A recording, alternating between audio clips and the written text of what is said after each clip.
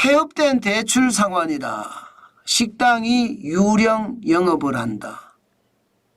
일단 뭐 유령 영업이라는 말이 좀 생소하죠. 쉽게 말하면 여러분, 식당이라는 사업 허가는 받았는데 실질적으로 식당을 안 하고 있다는 뜻이에요. 왜 식당이라고 사업 허가를 받았는데 식당을 안 하고 있을까요?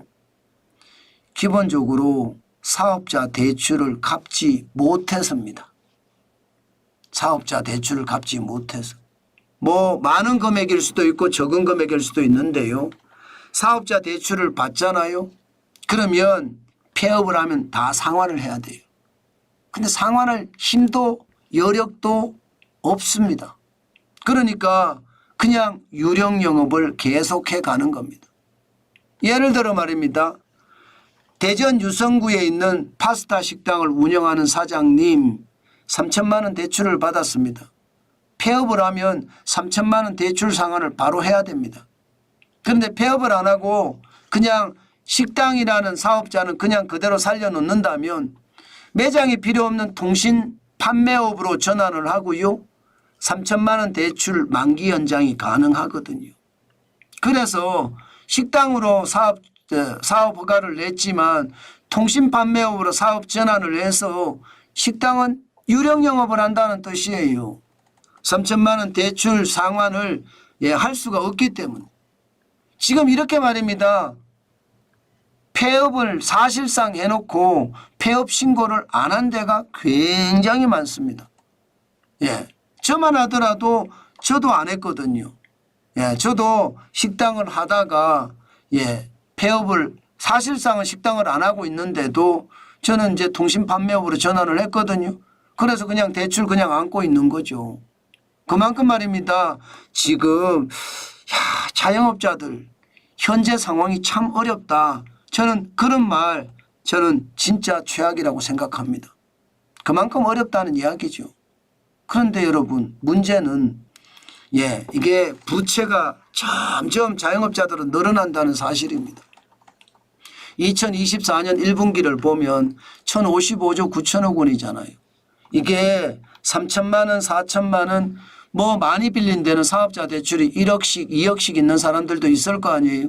전부 다 폐업을 해야 되는데 폐업을 못하고 유령 영업을 하고 계신 분들이 많아요. 그러니까 계속해서 지금 부채는 늘어난다 이렇게 보고 있는 겁니다. 이게 안 줄어들어요.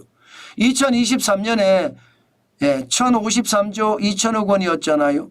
그런데 3개월 만에 1,055조 9천억 원. 적어도 단순하게 보더라도 여러분 2조 이상이 늘었습니다. 2조 이상이. 거의 2조 7천억 원이 늘었으니까 3조가 늘었다고 해야 되죠. 굉장히 많이 늘었습니다.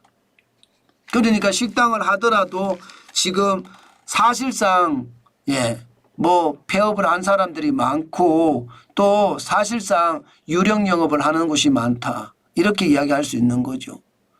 현장은 이 정도입니다. 현장은 이 정도로 굉장히 어렵습니다. 실질적으로 지표를 또 보면요.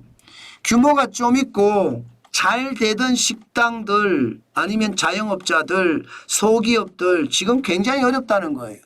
노란우산 폐업공제금 지급금 추이를 보면 여러분 지금 올해 2024년 1월에서 6월까지 전년 대비 13.8%가 늘어났거든요. 전년 대비. 그러면 여러분 지금 노란우산 공제금을 넣었던 사람들도 줄줄이 폐업을 한다는 이야기잖아요. 여러분 알다시피 노란우산 공제금을 넣기가 이거 다 넣는 거 아니거든요. 그만큼 가게가 돌아가는 데만 넣어요. 상대적으로 규모가 좋은 데가 넣는다는 뜻이에요. 장사가 그만큼 좀 되는 데가 넣는다는 뜻이에요. 그런데 여기가 지금 폐업이 2022년에 9,682억 원이었는데 2023년에는 1조 2,601억 원이잖아요. 올해는 이대로 가면 1조 5천억까지도 올라간다는 거 아닙니까? 그러니까 규모가 괜찮고 영업이 그런 대로 되던 그런 자영업자 소상공인 소기업들도 줄줄이 지금 무너지고 있다는 뜻이고요. 또 하나 진짜 상황이 나쁜 곳은 카드론을 많이 쓴단 말입니다. 카드 돌려막기. 서민들이 카드 돌려막기를 많이 하는데 2024년 7월을 보면 41조 2266억 원입니다. 7개월 새 6.4% 2조 4653억 원이 늘었습니다.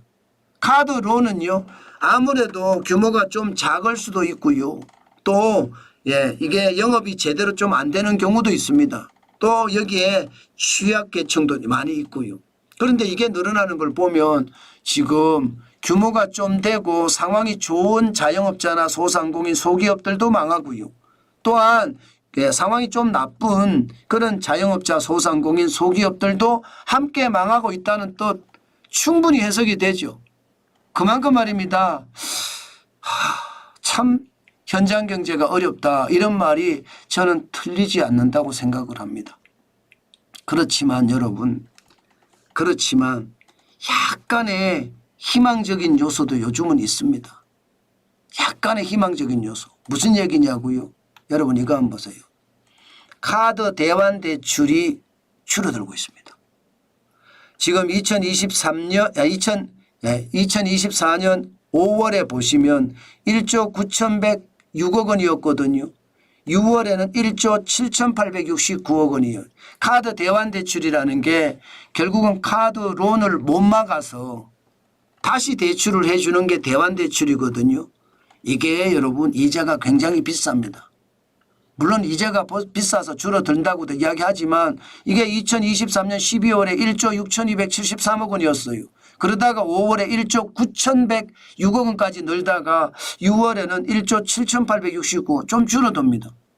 뭔가 조금 조짐이죠. 조짐. 큰 거는 아니지만 조짐이 보인다는 게 약간 나아진다는 조짐 보인다는 게 다행이다 이런 생각도 들고요. 물론 대환대출의 이자가 너무 비싸서 안 할 수도 있겠지만 어쩔 수 없이 하시는 분들도 많거든요. 여기에다가 카드 리볼빙도 줄어듭니다. 지금 2023년에는 7조 5,505원이었거든요. 카드 리볼빙은요. 카드를 쓴 것을 그달 결제를 안 하고 대출로 연기를 하는 거예요. 대출로. 카드는 썼는데 카드 값을 갚을 수가 없어요. 그래서 차라리 대출로 바꾸는 거예요. 그게 리볼빙인데 지금 2023년에는 7조 5,505억 원에서 5월에는 7조 2,817억까지 줄었거든요. 그런데 6월에 또 줍니다. 7조 2,563억 원. 6개월 사이에 3.9%가 줄었습니다. 2,942억 원. 물론 이것도 이자가 높기 때문에 많이 안 쓰려고 줄였다 이렇게도 생각할 수는 있습니다. 그러나 카드 대환 대출이 조금씩 줄어들고 카드 리볼빙 잔액이 조금씩 줄어든다는 것은 시장에 아주 최악에서 희망의 씨앗이 약간이라도 나타난다 이렇게 생각할 수 있는 지표라서 제가 여러분에게 말씀을 드립니다. 그나마 조금 나아진다는 이야기잖아요. 여전히 어렵기는 마찬가지고요. 2020년에 카드 리볼빙 잔액이 5조 3,913억 원이었는데 지금은 7조 2,563억 원이니까 여전히 어려운 건 마찬가지인데 그래도 뭔가 긍정적인 신호가 지금 비치고 있다. 이 정도로 해석하면 저는 나쁘지는 않을 것 같습니다. 상황은 나쁜데 그 나쁜 속에서 약간의 희망이 있다. 이렇게 이해할까요? 그러면 틀리는 것 같지는 않을 것 같습니다.